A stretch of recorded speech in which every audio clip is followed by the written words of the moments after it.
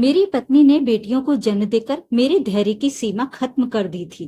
5 बेटियों को देखकर मेरा मन खराब हो उठता था। मैं दिन रात परेशान रहता था। फिर मेरे मन में एक योजना आई।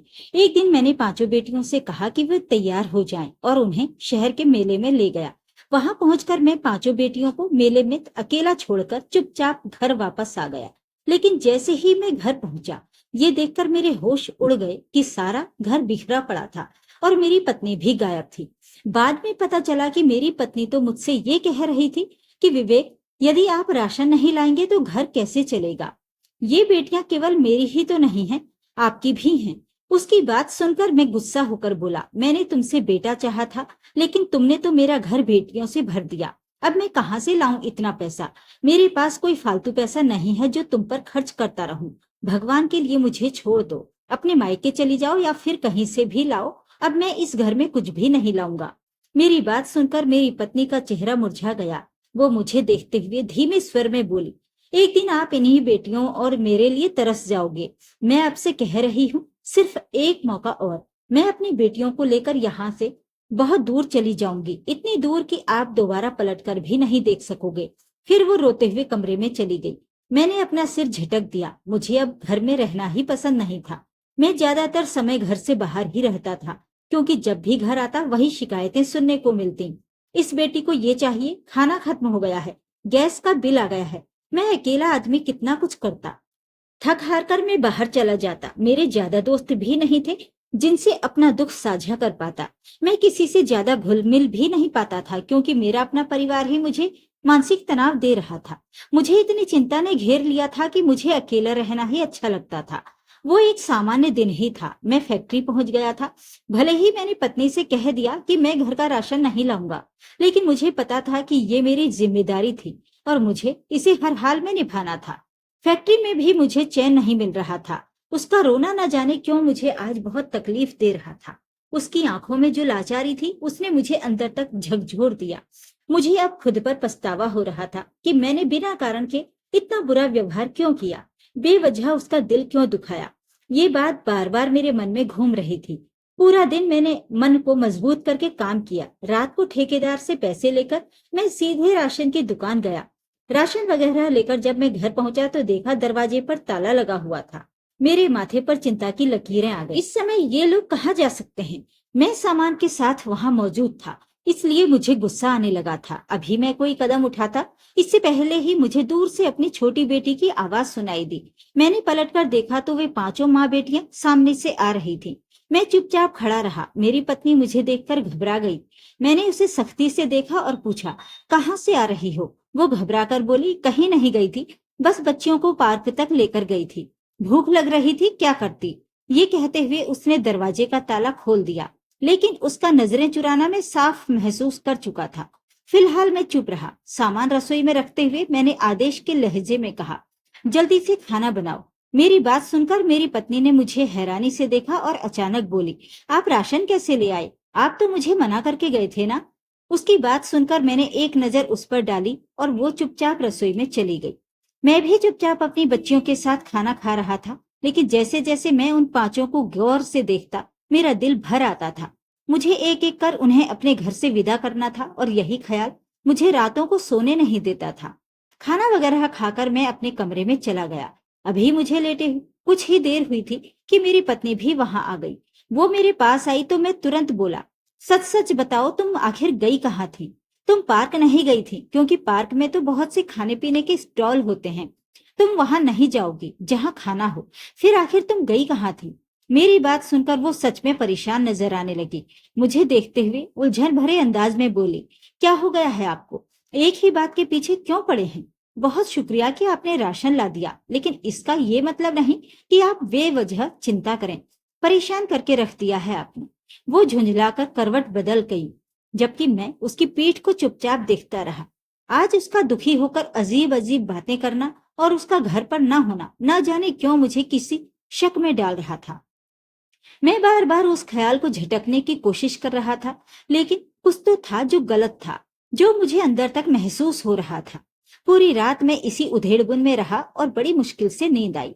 अगली सुबह सूरज पूरी चमक के साथ निकला। सुबह 8 बजे ही मैं जाग गया। फ्रेश होकर बाहर आया तो मेरी बड़ी बेटी अपनी बहनों को नाश्ता करवा रही थी और सब स्कूल की वर्दी पहने तैयार हो रही थी। मैंने एक नजर सब पर डाली और चारपाई पर बैठ गया। कुछ देर बाद मेरी बड़ी बेटी मेरे पास आकर नाश्ता रखती है और झिझकते हुए कहती है, पापा मेरी एक कॉपी खत्म हो गई है। मैडम 1 महीने से लाने को कह रही हैं। अगर आज नहीं ले गई तो प्रिंसिपल के ऑफिस भेज देंगी। वहां बहुत ज्यादा शर्मिंदा होना पड़ता है। 2 दिन से धूप में भी खड़ा कर रही हैं। अगर आप पैसे दे दें तो। अभी वो अपनी बात पूरी भी नहीं कर पाई थी कि न जाने क्यों मुझे अचानक गुस्सा आ गया। मैंने अपने सामने रखा नाश्ता उठाकर जमीन पर फेंक दिया और उसे देखते हुए कहा, हर वक्त बकवास करते रहते हो। कभी ये दे दो कभी वो दे दो। किसने कहा था स्कूल जाने को? हर वक्त दिमाग खराब कर रखा है। जिंदगी अजीब बना दी है। मैं अकेला आदमी कितना कुछ करूं। ये कहते हुए मैं अपनी जगह से खड़ा हो गया और उसकी भावनाओं की परवाह किए बिना घर से बाहर निकल गया। इस बात से अनजान की बेटियां तो वास्तव में रहमत होती हैं। हालात में जो थोड़ा बहुत जोखिम मेरे भाग्य में लिखा था वो सब मेरी बेटियों के लिए ही था। लेकिन कहते हैं ना कि कभी कभी इंसानी मन भी बुराई की ओर झुकने लगता है। मेरा हाल भी कुछ ऐसा ही हो गया था। मुझे नहीं पता कि उसने इस कॉपी का इंतजाम किस तरह किया, लेकिन इतना जरूर जानता था कि मैंने एक बहुत बड़ा निर्णय ले लिया था। अब मुझसे और नहीं सहा जा रहा था। अब मैं उन लोगों के साथ नहीं रह सकता था। फैक्ट्री में बैठे बैठे मैंने अपने मन और सोच को दृढ़ कर लिया था। हाँ, मुझे ये जरूर पता था कि ये कदम मुझे जिंदगी भर अपने आप से नजरें मिलाने लायक नहीं छोड़ेगा, लेकिन सही समय पर निर्णय लेना ही समझदारी होती है। एक पल के लिए दिल किया कि अपने साथी से इस बारे में बात करूं। मेरे बराबर वाली मशीन पर बैठा परेश काफी अच्छा इंसान था, लेकिन फिर मैंने सोचा कि अगर मैं उसे अपने मन की हालत बताऊंगा और जिस इरादे की मैं तैयारी कर रहा हूँ उसके बारे में कहूंगा तो वो सबको बता देगा और मेरी बहुत बदनामी हो जाएगी। फिलहाल चुप रहना ही ठीक समझा। पूरा दिन रोज की तरह बीत गया। रात को जब मैं घर लौटा तो घर पूरी तरह सन्नाटे में डूबा हुआ था। मुझे हैरानी हुई क्योंकि जब भी मैं घर आता था मेरी 3 छोटी बेटियां बरामदे में खेल रही होती थी और 2 बड़ी बेटियां अपना स्कूल का काम कर रही होती थी। लेकिन आज पूरा घर जैसे खामोश था। मैं चुपचाप चारपाई पर बैठ गया। तभी मेरी पत्नी कमरे से बाहर आई और मुझे देखते हुए बोली, भगवान के प्रकोप से डरो विवेक। तुमने अपनी मासूम बेटी को इतना अपमानित किया कि उसने आत्महत्या की कोशिश कर ली। तुम खुद को अपनी ही संतान से क्यों दूर कर रहे हो? उसकी बात सुनकर मैंने चौंक कर उसकी ओर देखा और अविश्वास से पूछा, तुम्हारे कहने का मतलब क्या है? वो मुझे देखते हुए जो बोली वो सुनकर सच में मेरे पैरों तले जमीन खिसक गई। मैं घबराकर कमरे की ओर भागा। उसका कहना था कि मेरे जाने के बाद हमारी बेटी ने चाकू उठाकर अपने गले पर मार लिया था। अब वो जीना ही नहीं चाहती। जब एक पिता अपनी बेटियों से नजरें फेर लेता है, जब उसके लिए बेटियां बोझ बन जाती हैं, तो उन बेटियों के लिए जीने का कोई रास्ता नहीं बचता। अपनी बेटी के ऐसे शब्द सुनकर मेरी आत्मा कांप गई थी। जब मैं कमरे में गया तो उसके गले पर पट्टी बंधी हुई थी। मैंने आंखें मूंद ली और बाहर निकल आया। मैं कुछ कह पाता इससे पहले मेरी पत्नी पीछे आकर खड़ी हो गई। मेरी पीठ की ओर देखते हुए वो बोली, मैंने तुमसे उस दिन भी कहा था और आज भी कह रही हूँ, अपनी हरकतें सुधार लो। बेटियां ईश्वर की कृपा होती हैं। तुम उन्हें क्यों सजा बना रहे हो? इतनी कम उम्र में उनका मन क्यों खराब कर रहे हो? एक पिता का काम होता है कमाना और एक माँ का काम होता है पूरे घर को संभालना। तुम अपनी जिम्मेदारी से पीछे क्यों हट रहे हो? बेटा या बेटी इससे कोई फर्क नहीं पड़ता। हम सौभाग्यशाली हैं कि भगवान ने हमें संतान दी है। कुछ दंपति तो सालों से संतान के लिए प्रार्थना कर रहे हैं, लेकिन उन्हें ना बेटा मिला है ना बेटी। तो तुम खुद को क्यों अत्याचारी बना रहे हो? उसकी बातें सुनकर मैं चुपचाप खड़ा रह गया। मैंने एक शब्द भी नहीं कहा। मेरी बेटी ने जो कदम उठाया था उसने सच में मेरा पूरा अस्तित्व शर्मिंदा कर दिया था। थोड़ी देर तक मैं खामोशी से खड़ा खुद को संभालने की कोशिश करता रहा और फिर घर से बाहर निकल गया। मुझे नहीं मालूम था कि मुझे कहाँ जाना है, लेकिन फिलहाल मैं घर के माहौल से दूर जाना चाहता था। घर पर रहते हुए मुझे खुद को किसी अपराधी जैसा महसूस हो रहा था। मैं सीधा एक होटल में आ गया और चुपचाप बैठ गया। अभी मुझे बैठे थोड़ी ही देर हुई थी कि 2 आदमी मेरी मेज पर आकर बैठ गए। मैंने उन्हें सवालिया नजरों से देखा तो वे बोले, कोई और टेबल समझ नहीं आई। तुम यहाँ अकेले बैठे हो, हम बैठ जाएं? मैंने झिझकते हुए हाँ कह दिया। हालांकि मैं अभी कुछ वक्त अकेले ही बिताना चाहता था। वे दोनों अपनी बातों में मशगूल हो गए, जबकि मैं अपनी सोच में डूबा हुआ था। कुछ देर बाद उनमें से एक ने मेरी ओर देखकर पूछा, और आप क्या काम करते हैं? क्या व्यवसाय है आपका? मेरा मन अभी किसी से बात करने का नहीं था। दिल बहुत भारी था, लेकिन इंसानियत के नाते मैंने अपना नाम और काम बता दिया। तभी दूसरा व्यक्ति मेरी ओर देखकर बोला, शादीशुदा हो या अभी तक कुंवारे? और फिर हल्की मुस्कान के साथ कहा, तुम्हें देखकर लगता है शादीशुदा हो, लेकिन खुद को काफी अच्छे से संभाला हुआ है। कोई भी लड़की तुम पर आसानी से दिल हार सकती है। उसकी बात पर उसके साथी ने जोर से हंसकर हामी भरी, जबकि मैंने सिर्फ मुस्कुराकर बात खत्म कर दी। इसके पहले कि वो कुछ और कहता, मैंने कहा, मैं शादीशुदा हूँ और मेरी 5 बेटियां हैं। दूसरा व्यक्ति हैरान होकर बोला, 5 बेटियां? यानी 5 बोझ? अभी कितनी बड़ी हैं तुम्हारी बेटियां? ना जाने क्यों उसका सवाल मुझे अंदर तक चुभ गया। एक पिता के लिए अपनी बेटियों के बारे में इस तरह की बात करना ठीक नहीं लगता, मगर फिर भी मैंने जवाब दे दिया, छोटी हैं। क्यों? वो मुझे देखता हुआ बोला, एक बात बताऊं? मैंने सिर हिलाकर हाँ कहा तो वो धीमी आवाज में बोला, मेरी भी 3 बेटियां थीं, लेकिन मुझे बेटे की चाह थी। मेरी पत्नी बार बार बेटियां ही पैदा कर रही थी। थक हार कर मैंने उन तीनों को मेले में छोड़ दिया। पता नहीं अब कहाँ होंगी, लेकिन अब मैं संतुष्ट हूँ। मैंने दूसरी शादी कर ली है और अब भगवान की कृपा से 4 बेटे हैं। हाँ, कभी कभी उनकी याद आती है, लेकिन अब कोई चिंता नहीं है। न भविष्य की चिंता है और ना ही कोई पछतावा। अब शांति से जीवन बीत रहा है। वो जहां भी हूँ खुश हूँ। उसकी बात सुनकर मैं झल्लाकर बोला, क्या मतलब है तुम्हारा? तुमने अपनी बेटियों को मेले में अकेला छोड़ दिया? वो बोला, हाँ हाँ, लोग बहुत आलोचना करते हैं, लेकिन मेरे हिसाब से ये सबसे सही फैसला था। घर में रहकर उन्हें हर रोज मारना पीटना परेशान करना उससे लाख गुना बेहतर था कि एक बार में ही सब कुछ खत्म कर दिया जाए। खैर, तुम तो अच्छा कमाते हो, तुम्हें ऐसी किसी बात की जरूरत नहीं। तुम उन्हें पालो और एक अच्छा भविष्य दो। उसकी बात सुनकर मेरा दिमाग तेजी से सोचने लगा। फिलहाल मैंने उनसे 2-4 बातें की और फिर अपनी जगह से उठ खड़ा हुआ और सीधे घर की ओर बढ़ा। दोपहर में जो कुछ मैं सोच रहा था, अब वो एक ठोस योजना बन चुका था और मैंने तय कर लिया था कि इस योजना को जल्द से जल्द पूरा करूंगा, ताकि मेरी जिंदगी में भी शांति आ सके। हाँ, मैं फिर से शादी नहीं करना चाहता था। रात करीब 1 बजे मैं घर लौटा। हमेशा की तरह पूरा घर सन्नाटे में डूबा हुआ था। मेरी पत्नी भी सो रही थी। मैंने दरवाजा बंद कर दिया और अपने कमरे में चुपचाप बैठ गया। एक नजर पत्नी के चेहरे पर डाली और फिर चुपचाप उसी बात पर सोचने लगा।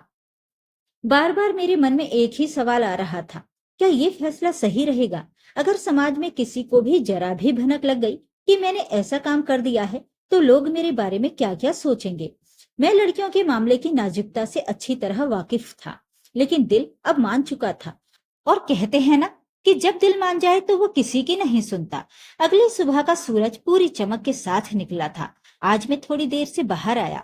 संडे का दिन होने की वजह से उन 5 की भी स्कूल से छुट्टी थी। मुझे जागता देखकर 5 ही अपने कमरे में वापस जाने का इरादा कर रही थी, जब मैंने अपनी बड़ी बेटी को इशारे से अपने पास बुलाया। वो थोड़ी घबराई सी मेरे पास आकर चुपचाप बैठ गई। मैंने उसके सिर पर हाथ रखा और उसे देखते हुए पूछा, इतनी उदास क्यों हो? उसने कहा, पापा आप तो डांट देते हैं, आपने क्यों इतने कठोर शब्द कह दिए? मेरे इतना कहते ही वो मेरे सीने से लगकर अचानक जोर जोर से रोने लगी। मेरा दिल एक अजीब सी हालत में था। न जाने क्यों मुझे भीतर से अजीब सी बेचैनी महसूस हो रही थी। मेरी बाकी बेटियां भी मेरे पास आकर बैठ गई। बड़ी बेटी अभी मेरे सीने से लगी हुई बोली, आपको पता है पापा, मैं आपसे बहुत प्रेम करती हूँ। आपका एक कठोर वाक्य भी मुझे बहुत उदास कर देता है। मुझे ऐसा लगने लगा था कि मैं आप पर बोझ बन चुकी हूँ, इसलिए मैंने आत्महत्या के बारे में सोच लिया था। लेकिन शायद ईश्वर को कुछ और ही मंजूर था। उसकी बातें सुनकर मेरा दिल भर आया, मेरी आंखें नम हो गई। मेरी बेटी बहुत मासूम थी। एक पल के लिए मन में ख्याल आया कि चारों को खुद से दूर कर दूं और बड़ी को अपने पास रख लूं। लेकिन इससे पहले कि मैं कुछ कहता, वो चारों भी नम आवाज में बोल उठी, दीदी बिल्कुल सही कह रही हैं। पापा, हम भी आपसे बहुत प्रेम करती हैं। आपके अलावा हमारा कोई नहीं है। आप ही तो हैं जिनकी वजह से हम सब हैं। उनकी बातें सुनकर मुझे अजीब सी शर्म महसूस होने लगी, लेकिन मैंने खुद को संभाल लिया। अगर मैं उस समय अपने मन पर नियंत्रण न रखता तो शायद कभी ये निर्णय न ले पाता। मैं उन्हें देखकर बोला, हाँ मुझे मालूम है कि मेरी बेटियां मुझसे बहुत प्रेम करती हैं। बेटियां तो वैसे भी अपने पिता को बहुत चाहती हैं। खैर, मैं तुम 5 को ये बताना चाहता हूँ कि मैं आज तुम्हें मेले में घुमाने के लिए ले जाऊंगा। तुम सब शाम तक तैयार हो जाना और देर मत करना। मेरी बात सुनकर मेरी बड़ी बेटी बोली, सच में पापा, आप हमें वाकई लेकर जाएंगे? मैंने सिर हिलाकर हाँ कहा तो वे सब चिल्लाती हुई मेरे गले से लिपट गईं। सबसे छोटी बेटी तो खुशी से उछलते हुए बोली, पापा आप मुझे झूले पर बिठाएंगे ना? मैंने सिर हिलाकर हामी भरी तो वो खुशी से चिल्लाती हुई कमरे में चली गई। बाकी बेटियां भी अपने कमरों की ओर बढ़ गईं। यकीनन वे सब तैयार होने चली गई थी। मैं अभी चुपचाप बैठा ही था कि मेरी पत्नी मेरे पास आकर बैठ गई। वो मुझे देखकर बोली, कहाँ ले जा रहे हो बच्चियों को? मैंने नजरें चुराते हुए कहा, मेले की सैर के लिए ले जा रहा हूँ, थोड़ी देर में वापस आ जाऊंगा। वो मुझे देखती हुई बोली, मुझे छोड़कर जाओगे? मैं भी चलती हूँ ना साथ, हम सब मिलकर आनंद लेंगे। उसकी बात सुनकर मैं तुरंत बोला, नहीं, तुम घर पर रहकर खाना बना लो, मैं लौट कर आऊंगा, फिर हम साथ चलेंगे। अभी सिर्फ उनका मन बहलाने के लिए उन्हें लेकर जा रहा हूँ। मेरी बात सुनकर मेरी पत्नी ने मेरे कंधे पर हाथ रखा और बोली, तुम्हारी बेटियां तुम पर बहुत विश्वास करती हैं और तुमसे बहुत प्रेम करती हैं। कभी भी उनकी नजरों में खुद को गिरने मत देना। पिता के लिए बेटियां क्या स्थान रखती हैं इसका तुम्हें अंदाजा नहीं है। मुझे नहीं पता, लेकिन बेटियों के लिए पिता जो स्थान रखता है वो कोई और नहीं रख सकता। बेटियां अपने पिता को राजा कहती हैं और तुम्हें राजा बनकर दिखाना है। जबकि मैं बिल्कुल शांत था, चुपचाप बैठा था। मेरी पत्नी उठकर चली गई। थोड़ी ही देर बाद पांचों बेटियां तैयार होकर मेरे सामने खड़ी थी। मैं उन्हें लेकर सीधा मेले की ओर रवाना हो गया। दिल एक अजीब सी स्थिति में उलझा हुआ था।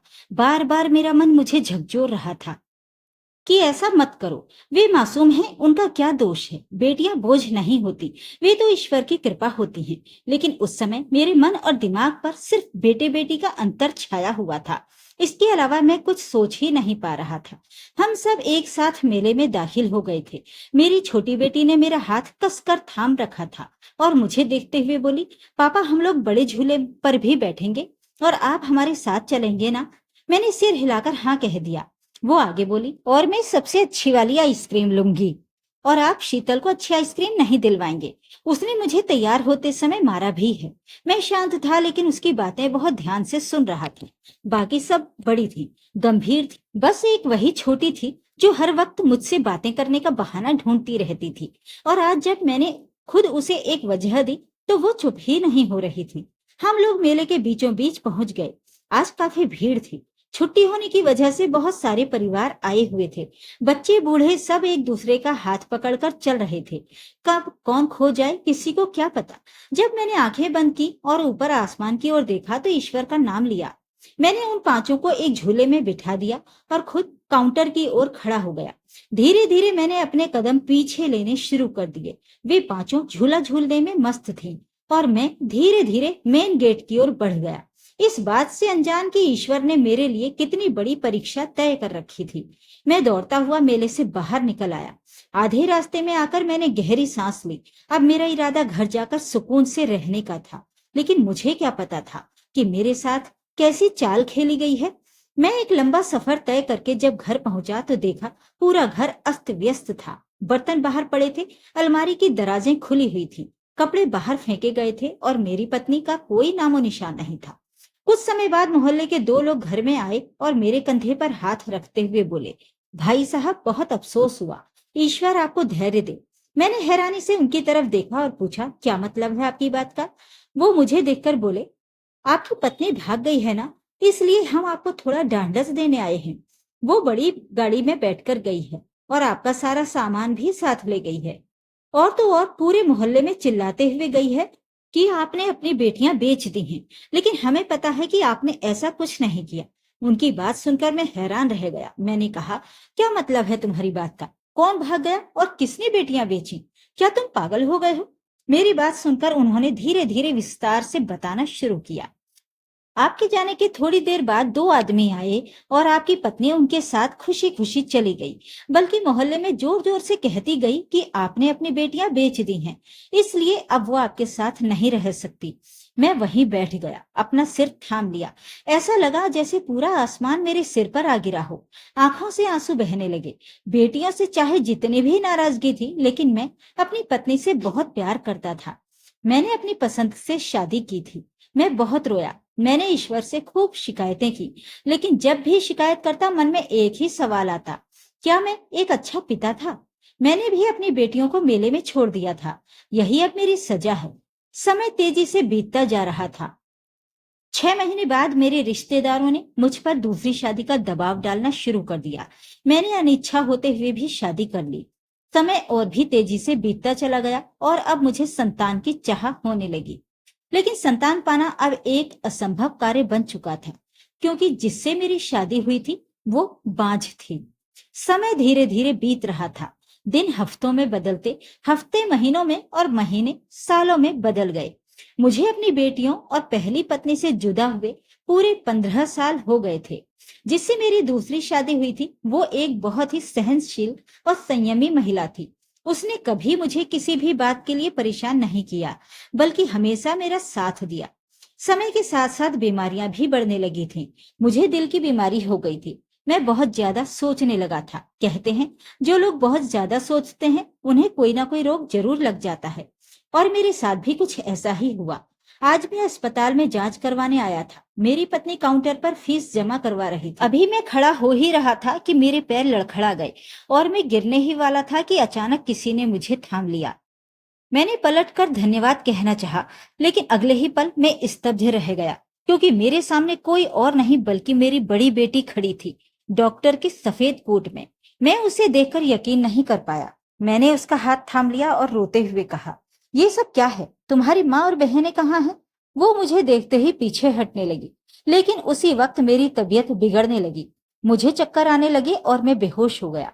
कुछ देर बाद जब मुझे होश आया तो मैं एक वार्ड में था। मेरे सिरहाने मेरी बड़ी बेटी खड़ी थी और एक नर्स को निर्देश दे रही थी। वो अब डॉक्टर बन चुकी थी और ये मेरे लिए बहुत ही चौंकाने वाली बात थी। मैं कुछ कहता इससे पहले ही उसने मेरा हाथ थाम लिया और कहा, कृपया शांत रहें, मैं आपको सब कुछ बताऊंगी। इस तरह परेशान मत होइए, आपकी तबीयत और बिगड़ जाएगी। और फिर उसने जो कहा उसे सुनकर मैं दंग रह गया। वो बोली, ये सब एक योजना के तहत हुआ था। आपको याद होगा, जिस दिन आप हमें मेले में छोड़ने जा रहे थे, आपकी टेबल पर 2 आदमी आकर बैठे थे। मैंने बिना सोचे सिर हाँ में हिला दिया। वो रात में भला कैसे भूल सकता था? वही रात मेरी बर्बादी की शुरुआत थी। मेरी बेटी आगे कहने लगी, वे दोनों कोई और नहीं बल्कि हमारी माँ के चचेरे भाई थे, यानी हमारे मामा। उन्होंने ही ये सब योजना बनाई थी।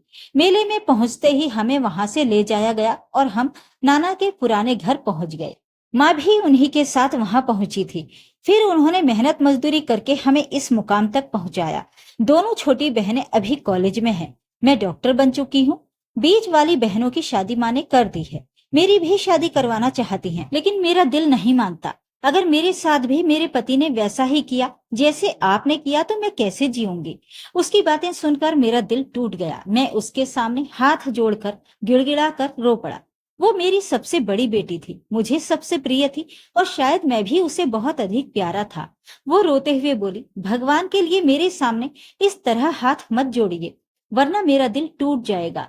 बाप बेटियों के आगे हाथ नहीं जोड़ते, लेकिन मैं हमेशा आपके साथ हूँ। आपकी बेटी आपको कभी भी नहीं छोड़ सकती। वास्तव में बेटियां अपने पिता के लिए जान तक दे देती हैं। उसने मेरा इलाज करवाया, मेरी देखभाल की और कभी मेरी सेवा से पीछे नहीं हटी। वाकई बेटियों जैसा सहनशील और मजबूत कोई नहीं होता। जिंदगी ने मुझे एक कड़वा सबक सिखा दिया कि अगर आप किसी के साथ बुरा करेंगे तो उसका दंड आपको जरूर मिलेगा। जिस चीज की आप कदर नहीं करेंगे वो आपसे छीन ली जाएगी, और यही मेरे साथ हुआ। इस कहानी से हमें ये सीख मिलती है कि परिवार और बच्चों की कदर समय रहते करनी चाहिए। जीवन में सबसे अनमोल चीजें वही होती हैं जिन्हें हम अक्सर नजरअंदाज कर देते हैं। बेटियां बोझ नहीं होती, बेसहारा होती हैं। अगर आप किसी के साथ अन्याय करेंगे तो समय जरूर आपको उसका दंड देगा। जो रिश्ते हमें मिलते हैं उनकी कदर करना ही सच्चा इंसान होना है। बेटियां बोझ नहीं, ईश्वर का वरदान होती हैं। उनकी कद्र कीजिए, वरना जीवन पछतावे में बीत जाएगा। तो ये थी आज की कहानी। इस कहानी के बारे में अपनी राय कमेंट बॉक्स में जरूर लिखें। वीडियो को लाइक और शेयर कर दीजिए। चैनल को सब्सक्राइब जरूर करें ताकि आपको रोज अच्छी अच्छी कहानियां सुनने को मिल सके। तो फिर मिलते हैं एक और कहानी के साथ। नमस्कार।